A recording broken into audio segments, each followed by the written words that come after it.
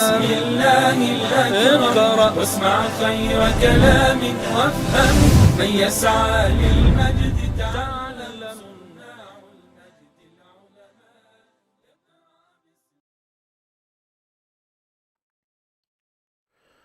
بسم الله الرحمن الرحيم. الحمد لله رب العالمين، والصلاة والسلام على الأتمان الأكملان على نبينا محمد وعلى آله وصحبه أجمعين. مشاهدي الأكارم، سلام الله عليكم ورحمته وبركاته. أهلا وسهلا ومرحبا بكم في برنامجكم مقاصد الذكر الحكيم. هذه هي الليلة 18 من ليالي شهر رمضان المبارك لعام 1447. تقبل الله منا ومنكم الصيام والقيام. أو 19، ليلة 19، يعني صمنا 18. عجبا، أيام تجري سريعا يا إخواني ويا أخواتي. وما زلنا نتحدث عن مقاصد سورة آل عمران، وأحب أن أجدد التذكير أن نبينا محمدا صلى الله عليه وسلم كان يدارس القرآن جبريل عليه السلام كل ليلة في رمضان، وفي السنة التي توفاه الله عز وجل فيها دارسه مرتين.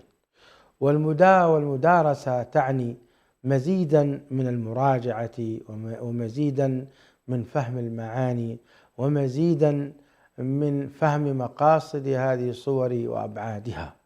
لذلك نحن أسوة برسول الله صلى الله عليه وسلم، نتدارس نحن وإياكم ما أنزل علينا من ربنا، سائلين الله تعالى أن يجعلنا ممن يستمعون القول فيتبعون أحسنه. ألف لام ميم، ألف لام ميم، الله لا إله إلا هو الحي القيوم. افتتحت هذه السورة بهذه الكلمات الطيبات التي تدل على وحدانية الله عز وجل، وتحدثنا عن أهمية التوحيد، وأن هذه السورة تتحدث في الجملة عن إثبات التوحيد، توحيد العبادة لله عز وجل، وأنه سبحانه وتعالى هو الرب المعبود.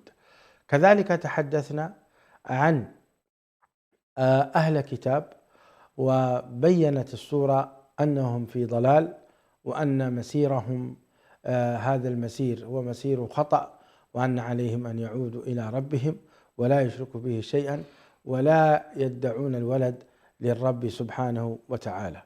ثم تحدثنا أيضا عن مكانة إبراهيم عليه السلام ومكانة بيت الله الحرام.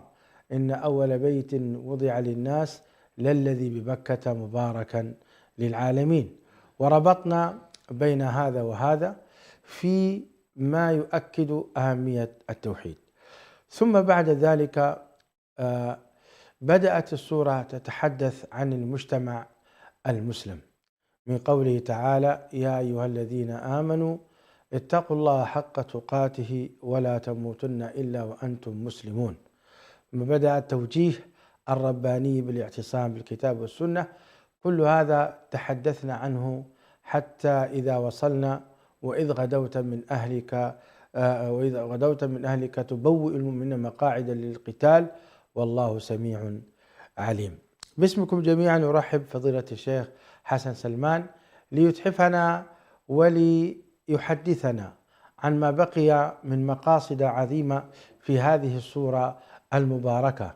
لماذا تحدثت عن غزوة أحد؟ ولماذا ذكرت الموت بعدة صوره؟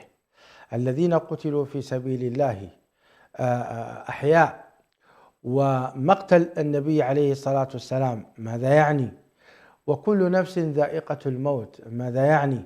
ولكن كونوا ربانيين ما كنتم تعلمون الكتاب ماذا يعني؟ كل ذلك نطرحه في أسئلة حسب ترتيب الآيات التي وردت على شيخنا شيخ حسن سلمان. فإلى الحلقة إن شاء الله. حياكم الله شيخ حسن، نسأل الله تعالى أن يفتح علينا وعليكم فتوح العارفين. نبدأ بقوله سبحانه وتعالى ابتداء كما ذكرنا: وإذ غدوت من أهلك تبوئ المؤمنين مقاعد للقتال. إلمام عام عن غزوة أحد، ثم سندخل في التفصيل كما فصلت السورة. تفضل شيخنا. الحمد لله رب العالمين، الصلاة والسلام على رسول الله الأمين وعلى آله وصحبه أجمعين، أما بعد. طبعا في سياق الربط الكلي بين السور السابقة، سورة الفاتحة وسورة البقرة، والآن ندخل إلى سورة آل عمران، تلاحظ بأن هنالك 3 طوائف يتم التركيز حولها بشكل أساس. الطائفة الأولى هي طائفة المنعم عليهم، طائفة أهل الإيمان، مواصفات هذه الطائفة، عقائد هذه الطائفة، مطلوبات هذه الطائفة من إقامة الاستخلاف والعمران في الأرض بعبادة الله وتنفيذ أوامر الله والأمر بالمعروف والنهي عن المنكر. والطائفة الثانية هي الطائفة المناوئة لها، طائفة الكافرين، وهنا القرآن ركز على أهل الكتاب بشقيهم اللي هم اليهود والنصارى، وستأتينا إن شاء الله سورة الأنعام لتركز على الطائفة الثالثة وهي طائفة المشركين. لكن هنا نلاحظ بأن القرآن إلى هذه الآيات التي سندخل عليها تقريبا أنهى ملف الطائفتين، اللي هو رد على أهل الكتاب بشقين، بنو إسرائيل، ثم دخل في طائفة ثالثة تم الحديث عنها في سورة البقرة، وهي طائفة النفاق. ومتى تبرز هذه الطائفة ومتى يظهر عوارها وكيف تتكشف أساليبها، وركز هنا أن يتناول أهل النفاق في سياق معركة أحد. سبحان الله. نعم، كانوا موجودين وكان دائما يتحركون في وسط المجتمع المسلم، كلما وجدوا فرصة يتصوروا بأنه من خلالها يبثون سمومهم كانوا يحاولون أن يفعلوا ذلك. ولكن في غزوة أحد تجلى النفاق في أعلى صوره. نعم. والسبب في ذلك أن المشركين قرروا الهجوم على دولة النبي صلى الله عليه وسلم، دولة المدينة عليه الصلاة والسلام. والنبي صلى الله عليه وسلم بدأ يستشير أصحابه ماذا نفعل، ما هي الطريقة الأمثل، ماذا كذا. فكان سبحان الله المدينة بطبيعتها يعني شرقا وغربا سبحان الله محمية، عندها حمايات ربانية، وذلك من خلال الأرض التي خلقها الله في هذه المنطقة، والتي لا تسمح لدخول الخيل ودخول الإبل عن طريق الشرق وعن طريق الغرب. فكان الدخول دائما المدينة إما من الجنوب وإما من الشمال. نعم. الجنوب كان يقطنه اليهود، فكان أهل الشرك يتجنبوا دائما أن يأتوا من إيه؟ أن يأتوا بالاتجاه الجنوب. ولذلك نلاحظ المعارك غالبها كان إيه؟ بالشمال. كان بالشمال، الخندق بالشمال، أحد بالشمال، فكان هم يحاولوا يأتوا من صحيح. المنطقة الشمالية. النبي صلى الله عليه وسلم بعد الاستشارة، وهذا إن شاء الله سيكون التفصيل فيه كثير في الداخل، لكن ثبت القرآن الكريم مبدأ مهم جدا في هذه الغزوة، وهو استشارة النبي صلى الله عليه وسلم لأصحابه وأخذ آرائهم جميعا، ثم رأى بأن هنالك رأي معتبر ومجموعة كبيرة ترى بأن يكون القتال خارج المدينة، وكان النبي صلى الله عليه وسلم رأيه أن يكون إيه؟ القتال. وهنا تبرز أهمية الشورى. أحسنت. بين المؤمنين. هنا طبعا كبير المنافقين ومن معه قالوا كيف يأخذ النبي صلى الله عليه وسلم بآراء الشباب وكيف يخالفنا نحن. نعم. مع أنهم ما نظروا إلى أنه طيب خالف رأيه، مسألة اجتهادية، والنبي صلى الله عليه وسلم رأى أغلب الناس أو كثير من الناس يرون القتال من الخارج. نعم. فخرج النبي صلى الله عليه وسلم من المجلس وهو عازم على القتال خارج المدينة. وهنا تأتي قضية وإذ تبوئ المؤمنين وإذ غدوت من أهلك تبوئ المؤمنين مقاعد للقتال. بينما النبي صلى الله عليه وسلم يتوجه بجيشه حول 1000 شخص تقريبا، قارب 1000 الجيش. وهنا طبعا الفارق كبير سبحان الله بين أحد وبدر. نعم. بدر كان العدد 300 وكان هنا العدد 1000 تقريبا. ابن سلول عبد الله بن أبي بن سلول رجع بثلث الجيش. جميل. نعم. وخذل النبي صلى الله عليه وسلم وقال والله لو نعلم قتالا. وهذه فتنة كبيرة. تخيل أنت في معركة. نعم. وثلث الجيش. نعم. ثلث الجيش برئاسة إحدى الألوية يعود. أحسنت. مشكلة. هنا سبحان الله حصلت 3 تقريبا. هذا اللواء لو حصل في زماننا هذا ينهار الجيش. ينهار الجيش واحد ويكون عقوبة هذا اللواء الإعدام، إعدام مباشرة. خيانة وطنية يسموها الآن. أيوة، خيانة وطنية. الإسلام. نعم. هم يعدمون الآن بأقل من هذا. بأقل من ذلك. فعلى كل إنه هو سبحان الله هنا برز الثلاث فئات. الفئة الأولى التي تبعت النبي صلى الله عليه وسلم، الفئة الثانية التي تبعت سلول ورجعت معه، الفئة الثالثة سبحان الله حيين من أحياء الأنصار بني حارثة وبنو سلمة، هؤلاء ترددوا وضعفوا وكادوا يذهبوا مع إيه؟ إذ هم الطائفتان منكم أن تفشلا. نعم طائفتان. لكن سبحان الله في النهاية هؤلاء والله وليهما. والله وليهما. الله. هنا نأتيها إن شاء الله، لكن هنا حصل انقسام ثلاثي، طائفة مترددة وطائفة مؤمنة ثابتة وطائفة منافقة رجعت مع عبد الله بن سلول. ولم يبالي النبي صلى الله عليه وسلم، ذهب إلى نهاية الشوط، الوقت وقت معركة، ووزع النبي صلى الله عليه وسلم الناس. شوف الثبات. أحسنت. ثبات على المبدأ. يتردد ولم ذهب إلى فإذا عزمت. إذا عزمت فتوكل. وهذه الآية أيضا في سورة آل عمران نفسها ستأتينا. سبحان الله. نعم. فلما جاء النبي صلى الله عليه وسلم إلى أرض المعركة، طبعا من يعرف تلك المنطقة كان جبل أحد طبعا في الاتجاه الشمالي، والنبي صلى الله عليه وسلم وزع الأطراف، ثم هنالك جبل سموه جبل الرماة. نعم. وضع فيه النبي صلى الله عليه وسلم مجموعة من الرماة وقال لو رأيتمونا تتقاذفون الطير فلا لا تأتوا. 50 راميا. 50 راميا. جميل. والله سبحانه وتعالى إلى منتصف المعركة نصرهم.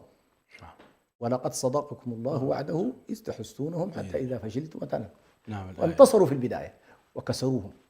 فلما رأى الرماة بأن الصحابة رضي الله يلاحقون الناس، يلاحقون المشركين ويجمعون الغنائم، نزلوا من الجبل، ظنوا أن المعركة انتهت ولم يعملوا بظاهر أمر النبي صلى الله عليه وسلم.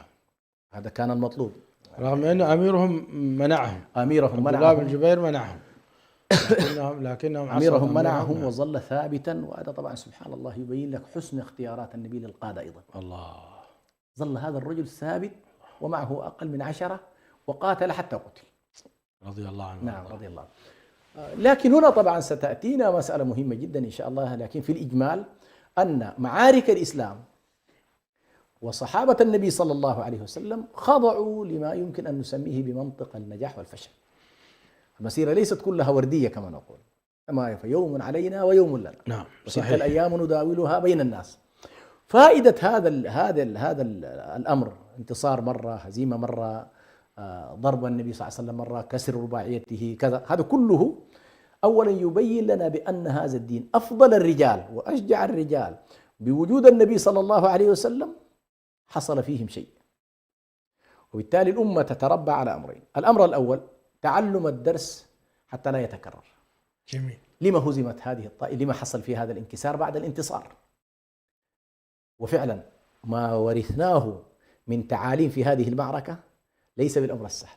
تعلمنا فيها دروس الانتصار، تعلمنا فيها دروس الهزيمة، تعلمنا فيها لما تهزم الطائفة المؤمنة، كيف يحصل لها الانكسار، تعلمنا كذلك كيف نتقي حالات الانكسار ولا نتوقف عندها. تعلمنا أيضا في هذه السورة كما أوجدت في المقدمة أن سلامة المنهج عند الله سبحانه وتعالى أهم من بقاء الرجال.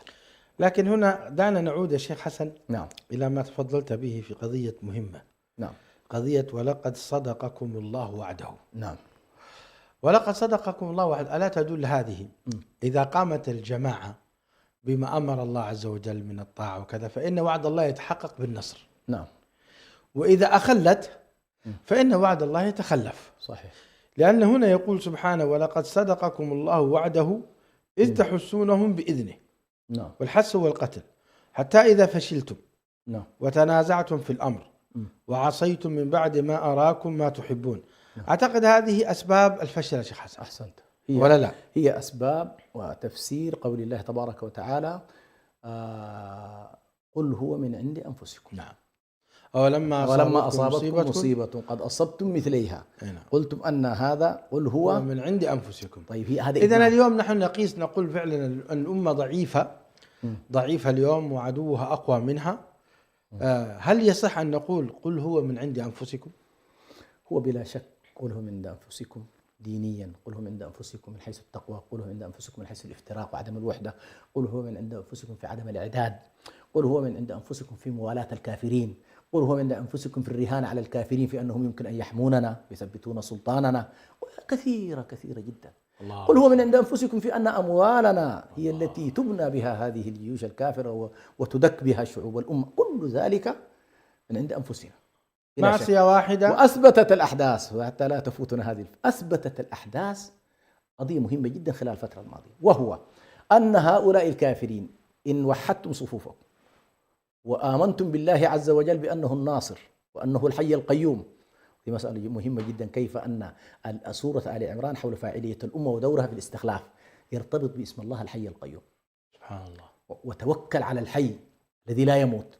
فالأمة عندما تتوكل على الحي يحييها الله سبحانه وتعالى. الله. ثم أيضا أثبتت لنا أحداث غزة والآن أيضا حتى هذه اللحظة التي نحن فيها أن الأمة لو اتحدت بمجموعها تهزم الجميع.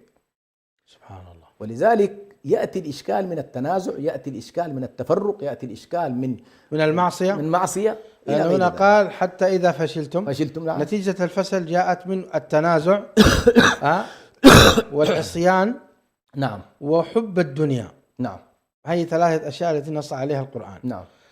حتى قال منكم من يريد الدنيا ومنكم من يريد الآخرة ثم صرفكم عنهم ليبتليكم ولقد عفا عنكم.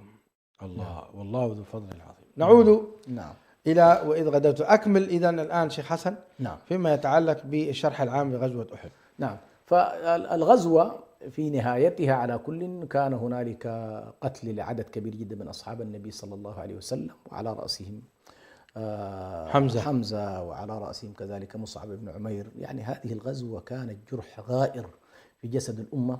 ولكن سبحان الله لو أردت أن تقول لما يجري كل ذلك، كأنما الله عز وجل يقول لنا والله هؤلاء خيار أصحاب النبي صلى الله عليه وسلم مع المعصية ومع مخالفة أمر النبي صلى الله عليه وسلم وقع فيها ما وقع، وأنا لا أحابي أحد ولو كان أتباع نبيي ومن عاشوا معه. الله. إذن يا أمة الإسلام فلتكن عندكم حساسية من معصية الله، حساسية من مخالفة أمر الله، حساسية من أن والله الإنسان يتوقع بأنه ممكن مع المعصية ينتصر، ما هكذا، لا يمكن. هذه مسألة لا يأتي النصر مع الانحراف. أحسن.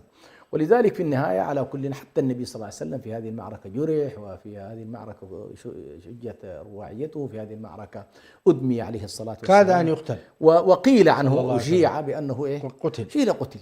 هي الآيات جاءت لتنفي. فعلى كل هذا المقطع على وجه التحديث شيخ برهان يتحدث عن المعركة في أطول مقطع في القرآن. أعتقد لم يمر على النبي صلى الله عليه وسلم معركة شديدة عليه أشد من معركة أحد. نعم. في حنين كذلك كاد عليه السلام، لكن حنين كان أكثر ثباتا صلى الله عليه وسلم. أنا النبي لا كذب، أنا ابن عبد المطلب. نعم. وقال ينادي بأعلى صوته إلي عباد الله. على الأقل لكن في أحد لم يمس في جسده. أيوة. يعني لم يمس في جسده كان سليما. نعم. لكن في أحد كان ينهى أن يدل الصحابة عليه أحد. أحسنت. فرق كبير. بعدين هذه المعركة يعني سبحان الله، وهذه المعركة بدون قطع حديثك يا شيخ حسن، نعم، دافعت النساء اضطرارا عن رسول الله صلى الله عليه وسلم. حملنا السلاح. نعم. اي والله. وشاركنا وهل هذا ممكن نأخذ منه الدفاع عن الرموز وعن القادة؟ بلا شك. نعم. ممكن نأخذ منه هذا. لا، الدفاع الأعظم شيخ برهان قتل 7 من حراس رسول الله صلى الله عليه وسلم من الأنصار. نعم. وتأثر النبي صلى الله عليه وسلم. وطبعا من باب المعلومة كان الأنصار يرون بأن حماية النبي مسؤوليتهم من يوم أن بايعوه. الله. ففي بدر هم الحراس، وفي أحد هم الحراس، كانوا دائما هم حراس. سبحان الله قتلوا جميعا. نعم. حتى قال النبي صلى الله عليه وسلم مقولته، قال والله ما أنصفنا. تكلم مع أحد المهاجرين أنه ولعله طلحة الله أن يتقدم وأن يبذل، وحينها تقدم طلحة رضي الله عنه وأبلى بلاء حسنا دفاعا عن النبي صلى الله عليه وسلم. فعلا ابتلوا الصحابة في هذه المعركة ابتلاء شديدا. نعم. جاءت الآيات، وهذا من العجائب يا شيخ حسن. نعم. يقول ربنا عز وجل قد خلت من قبلكم سنن فسيروا في الأرض فانظروا كيف كان عاقبة المكذبين. هذا بيان للناس وهدى وموعظة للمتقين. ولا تهنوا ولا تحزنوا. نعم. وأنتم الأعلون إن كنتم مؤمنين. الله أكبر. إن يمسسكم قرح فقد مس القوم قرح مثله وتلك الأيام نداولها بين الناس وليعلم الله الذين آمنوا ويتخذ منكم شهداء والله لا يحب الظالمين وليمحص الله الذين آمنوا ويمحق الكافرين. أم حسبتم أن تدخلوا الجنة ولما يعلم الله الذين جاهدوا منكم ويعلم الصابرين ولقد كنتم تمنون الموت من قبل أن تلقوه في الاستشارة. نعم. شارة الاستشارة. لا إله إلا الله. نعم. ولقد كنتم تمنون الموت من قبل أن تلقوه فقد فقد رأيتموه أنتم تنظرون وما محمد إلا رسول قد خلت من قبله الرسل أفإن مات أو قتل انقلبتم على أعقابكم ومن ينقلب على عقبيه فلن يضر الله شيئا وسيجزي الله الشاكرين وما كان لنفس أن تموت إلا بإذن الله كتابا مؤجلا ومن يرد ثواب الدنيا نؤته منها ومن يرد ثواب الآخرة نؤته منها وسنجزي الشاكرين. هذه الموعظة الربانية العجيبة شيخ حسن تحتاج إلى تعليق منكم بهذا المقام. لماذا جاءت هكذا تطمئن الصحابة رضوان الله عليهم يعني وتدغدغ عواطفهم وتثبت قلوبهم بأن ما حصل إنما كان بأمر الله. الله يجزيك. طبعا هنا سبحان الله يحيلنا القرآن الكريم إلى ما يسمى بعلم السنن. القرآن يعطيك حيثيات، يعطيك جزئيات، يعطيك تفاصيل، ثم يشكل قاعدة سننية. جميل. هذه القاعدة السننية تقول بأن الظالمين عاقبتهم إلى زوال. جميل. تقول بأن الذين أجرموا في حق المستضعفين عاقبتهم إلى زوال. تقول بأن إمهال الله للظالمين لا يعني غفلته عنهم. نعم. هكذا يعني منطق السنن يقول لنا بأن كل الذين طغوا في الأرض كما في سورة الفجر ألم تر كيف فعل ربك بعاد إرم ذات العماد التي لم يخلق مثلها في البلاد وثمود الذين جابوا الصخرة بالواد وفرعون ذي الأوتاد الذين طغوا في البلاد فأكثروا فيها الفساد فصب عليهم. هذه قد خلت من قبلكم. نعم. ولذلك في آيات أخرى منهم من أغرقنا منهم من كذا منهم من كذا. فيقول لك يجب أن تأخذ يا أمة الإسلام منظومة السنن. لما يا رب؟ لأن منطق السنن عندي يجري على الكل. فإن الظلم مثلا كما يقول ابن خلدون قاعدة كلية في علم الاجتماع الظلم مؤذن بخراب العمران. الظلم مؤذن بخراب العمران فعليكم أن تتقوا الظلم. يا عبادي إني حرمت الظلم على نفسي وجعلته بينكم محرما فلا تظالموا. يعني كأنه يقول وإن كنتم هنا قد ابتليتم بقتل 70 نعم فلا تظنوا أن هذه هزيمة. نعم. وإنما من سنن الله أنه سيقضي على المكذبين نهاية المطاف. كأنه يقول هكذا. هي هكذا يعني هو كأنما يقول بأن منطق السنن هذه الجزئية الثانية. منطق السنة الأولى أن الله يهلك الظالمين. السنة الثانية أن إهلاك الظالمين في أمة النبي صلى الله عليه وسلم لا بد أن تشترك فيه الطائفة المؤمنة ويكون منهم شهداء لأنكم لن تمكنوا حتى يستشهد منكم خياركم يتخذ منكم أبطالكم. وبالتالي لا تتصور يعني إسماعيل هانية يحيى السنوار كل هؤلاء محمد الضيف. فالطريق إلى الله سبحانه وتعالى وقادات. أحسنت. الطريق إلى الله فيه دفع الثمن. أبو عبيدة نسأل الله أن يتقبلهم جميعا. آمين. أبو عبيدة الذي كنا فالله عز وجل يشير قد خلت من قبلكم سنن فسيروا في الأرض فانظروا كيف كان عاقبة المكذبين. مش كده؟ نعم. ثم أشار تسلية للمؤمنين يمسسكم قرح هذا بيان للناس وموعظة للمتقين. موعظة فعلا. نعم. بعدها ولا تهنوا ولا تحزنوا. لأن بعض الناس يظن الهزيمة هي نهاية المطاف. نعم. أو الانكسار اللحظي هو نهاية، أو الانكسار في معركة هو خسارة الحرب. الله يقول لك لا، المسيرة ماضية. نعم. والسير إلي متصل وكل جيل يسلم الراية للذي والفشل ابتداء لا يعني النهاية. لا يعني النهاية. نعم. بطبيعة الحال يعني قد يكون والله هنالك من لا ينتظر الانتصارات، مصعب بن عمير، حمزة، هؤلاء كنا نتمنى أو هكذا ذلك الجيل. أنا أتصور أنهم كانوا يتمنون وجود حمزة في المعارك النهائية الكبرى. نعم. لكن لا، الله عز وجل أنا أتخذ الشهداء الذي أحدد من الذي سيبقى منكم، لأنه هذه أقداري. نعم. ومن الذي سأخذه إلي. ثم قال إيش؟ قال ولا تهنوا ولا تحزنوا وأنتم الأعلون. كيف أنتم الأعلون وهنا هزيمة. وهنا هزيمة. لاحظ الهزيمة الحقيقية والدنو الحقيقي هو الانكسار النفسي. ليست المشكلة في أن والله يقتل منك رجل أو رجلين، قائد أو قائدين أو 70 من أصحاب النبي، ليست هذه القضية. القضية ألا ينكسر المنهاج في قلوب أصحابه، أن تبقى رسالة الإسلام حاضرة رغم موت هؤلاء، أن تبقى رسالة الإسلام حاضرة حتى مع إشاعة أو مع تصور قتل النبي. ليست المشكلة، لأن الآية حاولت أن تعالج حتى هذه الزاوية، زاوية أنه والله حتى لو قتل النبي، حتى لو قتل النبي صلى الله عز وجل يقول لك والله قائدكم. الرسالة مرتبطة الموضوع بي. ليس موضوع محمد، وإنما الموضوع هو من يعبد الله. مقولة أبو بكر: من كان يعبد الله فإن الله حي لا يموت. نعم. كلام جميل. كلام ولذلك جميل. سبحان الله هذه من الفوائد العظيمة جدا في هذا الدرس. الآيات ايش تقول؟ نعم. بعد ذاك قال سبحانه وتعالى: إن يمسسكم، هنا جاءت نعم. التسلية، لأن هنالك جراح، هنالك آلام، هنالك أوجاع، أليس كذلك؟ هنالك من فقد أحب الناس إليه. والصحابة رضوان الله عليهم كانوا محتاجين إلى هذه الآيات التي تأتي من السماء لتسلي عنهم. فإذا كان قد هدمت بيوت غزة وقتل منهم 70، فإنه كذلك أيضا في تل أبيب الآن سلط الله عليهم إيران، فهي تهدم بيوتهم وتنزل عليهم العقوبة: إن يمسسكم قرح فقد مس القوم قرح مثله. تلك الأيام ربما الكثرة والقلة تخف، لكن لا سواء. قتلانا في الجنة وقتلاهم في النار، قتلانا شهداء وقتلاهم إلى جهنم وبئس المصير. إذا هدمت بيوتنا فإن الله سبحانه وتعالى يعوضنا بها خيرا، إذا هدمت بيوتهم فإنها تعود عليهم حسرة وندامة. والله يا شيخ برهان، إذا أردت العودة إلى الواقع ومنطق السنن، هذه الأمة تكالب عليها الشرق والغرب، أليس كذلك؟ بلى. لو رجعنا إلى 5 سنوات ماضية أو 10 سنوات ماضية، كان الكل على أهل الشام وعلى أهل العراق، وهكذا روسيا كانت تطحن طحن في الشعب السوري، وأمريكا متواطئة معها وتقتل في الشعب العراقي وتقتل في الشعب الفلسطيني. كانت خلال فترة بسيطة جدا شغلت روسيا بأوكرانيا، وشغلت أمريكا الآن بأمر لم تكن تتصوره، وهو هذا الطوفان الجارف الذي لا زال، أنا في تقدير المسلمون لم يعطوه حقه من التدبر والتأمل. ما هذا؟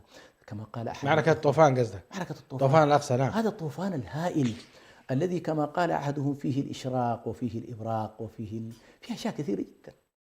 وإلى الآن نحن نعيش حالة إيه؟ حالة الارتدادات. هذه حالة الارتدادات.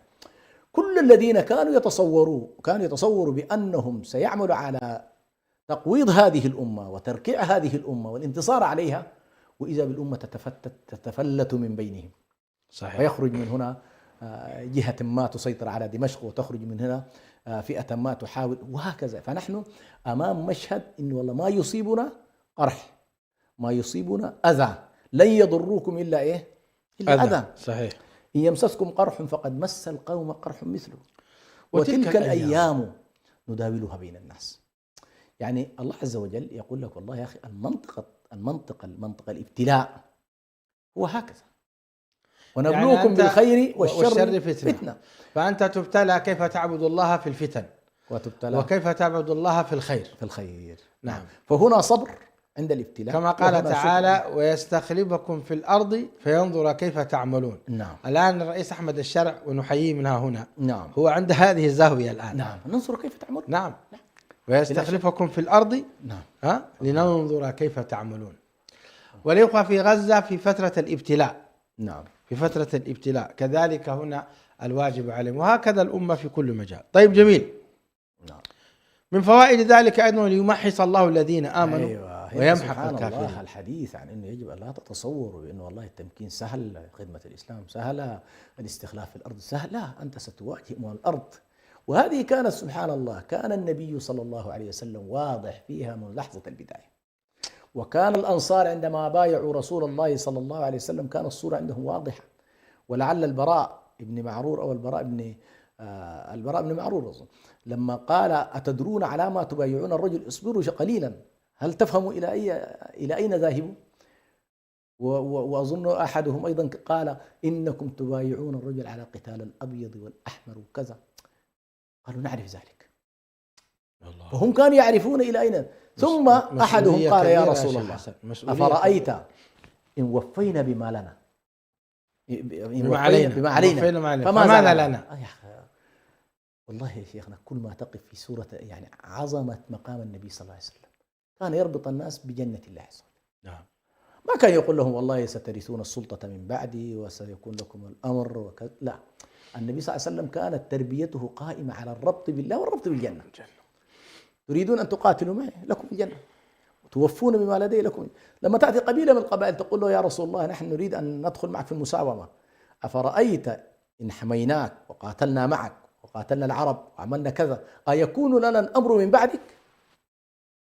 يقول لله الأمر يضعه حيث يشاء. الله. لو أنه كان قائدا ميكافيليا كما يقولون أو قائدا انتهازيا أو قائدا يقوم على فكرة التلاعب بالشعوب بسيطة، والله يأخذ الجماعة يقول أربيهم بعد سنة سنتين وأقنعهم لا. النبي صلى الله عليه وسلم كلمة. سبحان الله. لاحظ. ثم يتخلف هذه الفئة فيها طبعا أظن المثنى حرم المثنى صحبة النبي صلى الله عليه وسلم بهذه الجلسة، اللي هو صار بعد ذلك من التابعين، مع أنه هو رآه وقابله، لكن قابله من ضمن قبيلته لم تسلم في حياة النبي صلى الله عليه وسلم. لاحظ. فهذه يعني كيف أن النبي صلى الله عليه وسلم يقول لهم لا، يكون الأمر لله يضعه حيث يشاء. فالآيات تبين لنا بأن الدين يتطلب الجهاد. لا تحسبوا أن الأمر سهل. نعم. أم حسبتم أن تدخلوا الجنة نعم. لما يعلم الله الذين جاهدوا منكم، أم حسبتم أن تدخلوا الجنة ولما يعلم البقرة لم يعلم إن ما يأتكم مثل الذين خلوا من قبلكم مستهم البأساء والضراء وزلزلوا حتى يقول الرسول والذين آمنوا متى نصر الله. يأتيك عبد الله ابن حرام، نعم، فيقتل في سبيل الله ويترك 7 من البنات. نعم سبحان الله، 7 من البنات. وجابر بن عبد الله يأتي ويبكي على جنازة والده. طبعا المواقف يا شيخ برهان في غزوة أحد، المواقف الفردية هذه لحالها اي والله مدرسة. كيف تستقبل امرأة موت أبنائها، كيف يستقبل الابن موت أبيه، كيف. ومع ذلك ما ارتدوا الصحابة رضوان الله عليهم. لا حاشاهم رضي الله عنهم، كان بالعكس يزيدهم ذلك. ثبت. بس يهمهم شيء واحد سبحان الله، هل الابن أو هل في الجنة أم لا؟ كانوا يسألون. نعم. يخشون بأن القضية إني والله لا يكون ما معروف، ما دام راح إلى الجنة فلا حرج. نعم بل بالعكس كان يطمئنون ويشعرون طيب هنا توجيه عظيم. طبعا نحن مرينا على وما محمد إلا رسول قد خلت من قبله الرسل أفإن مات أو قتل انقلبتم على أعقابكم إلى آخر الآية. هنا توجيه رباني عجيب. وما كان لنفس أن تموت إلا بإذن الله كتابا مؤجلا ومن يريد ثواب الدنيا نؤته منها ومن يريد ثواب الآخرة نؤته منها وسنجزي الشاكرين. ما سبب ورود الشاكرين هنا مرتين؟ وسيجزي الله الشاكرين وهنا وسنجزي الشاكرين. ثم عرج على ما يتعلق بموقف الربانيين من الجهاد في سبيل الله. وكأي من نبي قاتل معه ربيون كثير فما وهنوا لما أصابهم في سبيل الله وما ضعفوا وما استكانوا. كأن الله يوجه الصحابة والله يحب الصابرين. وما كان قولهم إلا أن قالوا ربنا اغفر لنا ذنوبنا وإسرافنا في أمرنا وثبت أقدامنا وانصرنا على القوم الكافرين. فآتاهم الله ثواب الدنيا وحسن ثواب الآخرة والله يحب المحسنين. وهنا أيضا فآتاهم الله ثواب الدنيا، هل هذه هي السلطة؟ فآتاهم الله ثواب الدنيا أم هو النصر؟ فآتاهم الله ثواب الدنيا هل هو المال؟ وحسن ثواب الآخرة بلا شك أنه هي الجنة. نعود. الشاكرين ذكرت مرتين. نعم.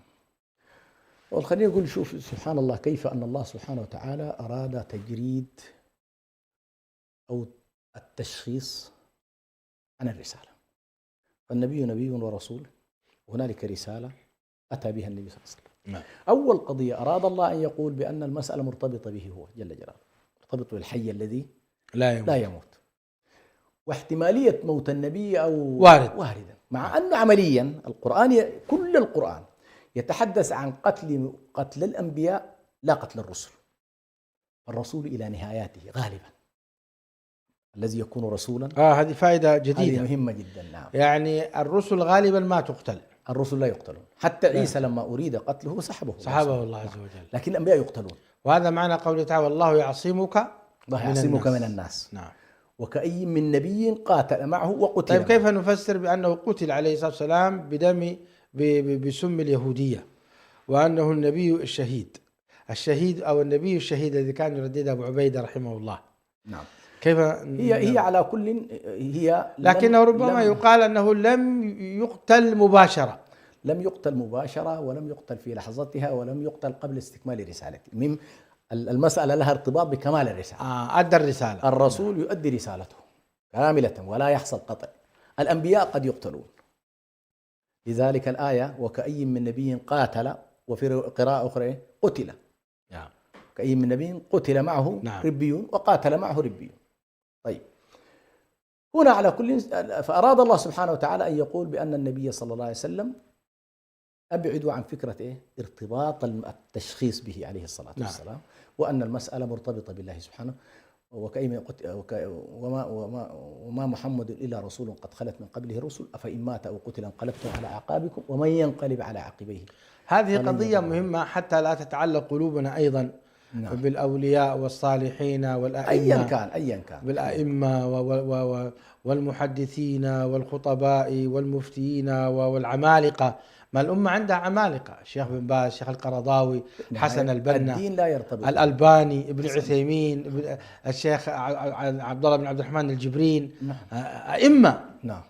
فكأن الله يقول حتى هؤلاء الأئمة لو ماتوا فإن الدين لا ينقطع. نعم، الحي القيوم التي بدأنا بها. نعم. فالله سبحانه وتعالى حي وهو قيوم، فاتصلوا به في استمداد الحياة الحقيقية واستمدوا منه القيومية الحقيقية. لا بد أن تكون حاضرة في المشهد. بعد ذلك دخلت الآيات حول الحديث عن وكأي من نبي قاتل معه ربيون كثير فما وهنوا لما أصابهم في سبيل الله وما ضعفوا وما استكانوا والله يحب الصابرين. هنا سبحان الله لاحظ، هنا قال كونوا ربانيين، وذكرنا الرباني في سياقه العلمي. كأنما من لوازم ومقتضيات الربانية الدخول العملي في ميادين الجهاد، وأن الربانية هي قتال، وأن الربانية هي جهاد، وأن الربانية ليست انكفاء، وأن الربانية بالعكس هي صراع مع الباطل بشكل مباشر. وأي محاولة لأنك والله تطلب السلامة في هذه الميادين فأنت تخطئ طريق الربانية. وهنا نقول أن أي مجال جهادي قتالي ليس فيه علماء فغالبا ما يأتي بالتكفير المنتهي بالتفجير. أحسنت. أي ميدان قتالي ليس فيه أهل العلم والفضل، فهنا في عتب على المجاهدين أن يجاهدوا من غير العلماء، وهناك عتب على العلماء أن لا يجاهدوا مع المجاهدين. الله يجزاك. مش كده يا شيخ حسن؟ هي كذلك. يعني قومني. لا أصبت، بل سبحان الله هنا يحضرني مقولة الشيخ محمد مطر شيخكم، يعني الله الشيخ محمد مطر الزهناني كان يقول إن هذا رحمه الله، ونحيي من هذا المنبر عائلته الكريمة. نعم. فشيخنا الشيخ محمد مطر الزهراني من الأئمة العظماء الذين ربوا في دروسهم وفي بيوتهم، وخرجوا لنا يعني حقيقة المتميزين من الدعاة في الساحة الإسلامية. فما دام ذكره الشيخ بين نترحم عليه، فرحم الله شيخنا الشيخ محمد مطر الزهراني أبو ياسر. ونتمنى حقيقة أن يكتب العلماء ترجمة وافية عن هذا العالم الرباني على رحمة الله عليه. أحسنت. هنا كان يقول لنا سبحان الله رحمه الله، كان يقول إن هذا الدين لا يمكن إلا على يد نبي أو وارث نبي. يا سلام. فإما أن تكون نبيا وإما أن تكون وارثا للنبي، وهنا الربانية. نعم صحيح. كما تفضلت. نلاحظ أيضا الآن في تجاربنا الجهادية الجهاد المدرسي غالبا يؤتي ثماره. الجهاد المدرسي أعني الذي يقوم على مدرسة علمية وعلى رأسها عالم وعلى رأسها رباني، غالبا تؤتي ثمارها. النوع الثاني لا نريد أن ننتقص منه، لكن مشاكله كثيرة، ما يسميه البعض بالجهاد الحركي والحركات الجهادية ذات الطابع الحركي، التي ليست منضبطة مدرسيا، ليست منضبطة فقهيا، ليست منضبطة علميا. القائمين عليها أو القائمون عليها حصيلتهم العلمية ضعيفة، وفيهم وعندهم حماس وعندهم الحماس وعندهم نوايا طيبة. فمع وجود الحماس ومع وجود السلاح ومع روائح الدماء غالبا ما يتولد التطرف. لن يعصم الحركات الجهادية من هذا الموضوع إلا وجود إيه؟ العلماء. وجود العلم. ولذلك الله سبحانه وتعالى لما هنا قال وكأي من نبي قاتل، وهذه مدرسة بالنسبة لنا، ربيون كثير وليس واحد ولا اثنين، ربيون. أي ضرورة بقاء مجموعة كبيرة من العلماء في أرض الجهاد. الله أكبر. إن قرأناها قاتل فهم باشروا القتال. نعم. وإن قرأناها قتل فهم قتلوا. باشروا وقتل. عجبا. في كلا القراءتين تفيدك سبحان الله. والله يحب الصابرين. نعم. أيضا حتى لا ينتكس الناس من دفع الثمن. نعم. الميادين هذه ليست ميادين صحيح، فتتطلب الصبر. كما أن التقوى دائما تكرر في السورة، أيضا الصبر يكرر إيه؟ معناه أن هذه الأمة ستبتلى بقتل القادة، ستبتلى بقتل العلماء، ستبتلى بقتل نعم. الأخيار، فعليها بالصبر والاحتساب. نعم. وفي نفس ومع ذلك هي لا تموت أيضا. هي لا تموت. الأمة لا تموت. سبحان الله. هي سبحان الله المقولة التي يعني تنسب أحيانا إلى بعض الأحاديث، لا أعرف مدى الصحة، أن هذه الأمة شبهت في بعض الآثار بالجبل، إن سقط على شيء هشمته وهشمه، وإن سقط على شيء تهشم. يعني هذه الأمة في بنيتها سبحان الله قوية. فكل الأمم سبحان الله التي تصطدم بها، لاحظ بالله الآن يا شيخ برهان هذا التآمر ل100 سنة على هذه الأمة من الشرق ومن الغرب بشكل لا يتوقف. لو كان على أي أمة من الأمم كانت اتفتتت وانتهت وتلاشت. لكن سبحان الله إلى اليوم الله عز وجل يقوي هذه الأمة ويجدد أمر هذه الأمة ويفعل الله بها ويمضي بها أقداره في الأمم الكافرة. لماذا؟ لأنها هي الأمة الحية، الأمة حاملة الرسالة. صحيح. ولذلك تتطلب هذه الحال حالة القتال وما كان قوله سبحانه، وكأنه فيه توجيه أيضا، وما كان قولهم إلا أن قالوا ربنا اغفر لنا ذنوبنا وإسرافنا في أمرنا وثبت أقدامنا وانصر. أيضا الاتصال بالله. يعني بعض الناس لا تغرنك في معمعة السلاح، في معمعة قد يغر. تأتيه صورة إنه والله نحن انتصرنا بقوتنا بأسلحتنا بكثرتنا. لا، يجب أن يكون الإنسان متصل بالله سبحانه وتعالى في قمة هذه الحالة الجهادية، في قمة هذه الحالة المقاومة. يجب أن يكون الإنسان متصل بالله سبحانه. فآتاهم الله ثواب الدنيا. صحيح. آتاهم الله ثواب الدنيا وحسن ثواب الآخرة. صحيح. والله يحب المحسنين. نعم. الآيتين بتاعت الشكر لو تكرمت بس أنا آيتين بتاعت الشكر لابد أن تعلق عليها شيء حسن. هنا رب العالمين يقول ومن ينقلب على عقبيه فلن يضر الله شيئا. يعني بعد ما ذكر وما محمد صلى الله عليه وسلم وما محمد إلا رسول قد خلت من قبله الرسل أفإن مات أو قتل انقلبتم على أعقابكم ومن ينقلب على عقبيه فلن يضر الله شيئا وسيجزي الله الشاكرين. لماذا هنا قال سيجزي الله الشاكرين؟ نعم. أين موضع الشكر هنا بمقتل محمد صلى الله عليه وسلم؟ هنا سبحان الله موطن الشكر هو الثبات حتى الممات. عندما أنت تمضي إلى هذه المسيرة دون الالتفات إلى طبيعة الأثمان التي تدفع، دون الالتفات إلى من يقتل فيها، وأنت مرتبط فيها بالله سبحانه وتعالى. يقولون بأن 3 غايات مهمة جدا لا بد أن تربط ببعضها: غاية العبادة المؤدية إلى التقوى، وغاية التقوى المؤدية إلى الشكر. منتهى الغايات في القرآن الكريم هي غاية الشكر، ولذلك الاستخلاف يقولون منتهاه هو الشكر. فإذا استقام الإنسان على أمر الله سبحانه وتعالى فإنه سيحقق بطبيعة الحال. أليس الشكر على نعمة؟ نعم، هي أعظم نعمة. أليس الشكر على الثبات على الإسلام؟ أين النعمة هنا؟ ثباتهم على الإسلام، ثباتهم على الإسلام واستمرارهم عليه دون أن ينقطعوا، دون أن يرتدوا، لأن الارتداد هنا النقم. فالاستمرار على نعمة الإسلام والموت عليها والعيش في سبيلها هنا يؤدي بك إلى أن تكون شاكرا لله سبحانه وتعالى. والله أعلم. جميل، هذا المعنى جميل. هل ممكن نقول أيضا إن محمدا صلى الله عليه وسلم هذا الذي بعث من أجل أن يخرج الناس من الظلمات إلى النور، فكونه يموت بعد أن يؤدي رسالته هذه نعمة عظيمة. الموضوع نعمة إنهاء الرسالة، وأنكم خرجتم من الضلال إلى النور بنعمة هذا النبي. هنا يجب عليكم أن تشكروا الله. وسنجزي الشاكرين لنعمة رسالة محمد صلى الله عليه وسلم. نعم. ولذلك في نفس هذه السورة قال الله سبحانه وتعالى: لقد من الله على المؤمنين إذ بعث فيهم رسولا منهم يتلو عليهم. هل هذا ممكن يكون يعني مكمل لنفس الرؤية؟ يعني وجود رسالة النبي صلى الله عليه وسلم وسلامته عليه الصلاة والسلام وانتهاؤه إلى منتهاها، وأن يكون الناس على ذلك ليسوا منفصلين عنها، أن يكون على ذات الموضوع أنه بعث إليكم رسول فهداكم إلى الحق سواء قتل أو لم يقتل. فما دمتم أنتم وصلتكم الرسالة، هذه نعمة تستحق هذه النعمة هذا الشكر. أحسنت. وخصوصا مع قولها: اليوم أكملت لكم دينكم وأتممت عليكم نعم نعمتي. فنعمة الإسلام بلا شك هي من أعظم النعم. أيضا هنا قال: وما كان لنفس أن تموت إلا بإذن الله. يعني حتى النبي عليه السلام لا يمكن أن يموت إلا بأمر الله في الساعة التي حددها الله في الوقت المناسب كتابا مؤجلا. ومن يريد ثواب الدنيا نؤتيه منها. أنا قال: منكم من يريد الدنيا منكم من يريد الآخرة. ومن يريد ثواب الآخرة نؤتيه منها وسنجزي الشاكرين. هنا حذف رب العالمين لفظ الجلالة. هناك ذكر وسيجزي الله الشاكرين. هنا قال: وسنجزي الشاكرين، أتى بنون العظمة وحذف لفظ الجلالة. حتى في اللغة العربية له معنى كبير يا شيخ حسن. ماذا تقول في هذا التعبير الإلهي الجميل؟ لاحظ سبحان الله، أولا هي فيها إشارة إلى امتنان الله سبحانه وتعالى للناس عموما بالحياة.